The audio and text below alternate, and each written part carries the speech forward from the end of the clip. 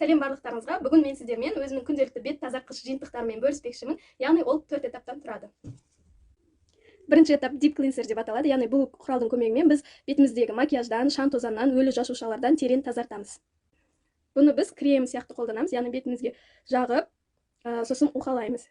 Яғни біз осы 4 этаптың бәрі бетіміздегі қара дақтарды кетіруге көмектеседі, және де өлі жасушаларды кетіруге көмектеседі.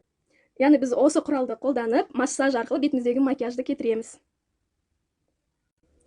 Екінші құрал foam cleanser деп аталады. Яғни бұл пенка. Көбікпен жуыну. Бетіңізді осы құрал арқылы жуып, бетіңізді жұмсартады, және де бетіңіз жуған соң құрғақ болмайды. Біз бұны былай алып, кішкене алып, сумен көбіктендіреміз. Сосын бетімізді жуып. Үшінші этап бұл пилинг гель, яғни пилинг жасау арқылы бетіміздегі өлі жасушаларды тазартамыз. Бұны алып, бетімізге жағамыз, жаққан соң 3 минут күте тұрамыз, және де массаж жасау арқылы бетімізді өлі жасушалардан тазартамыз. Бетіңізге өстіп массаж жасау арқылы бетіңіздегі өлі жасушаны тазартамыз. Яғни өздеріңізде байқайсыздар, уатылып өзі түсіп жатады.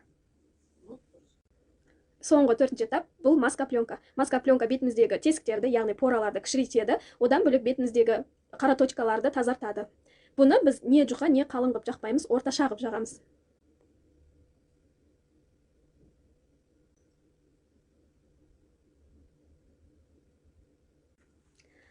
Өстіп 20 минут ұстаймыз, 20 минуттан кейін бетіміз кепкеннен кейін алып тастаймыз.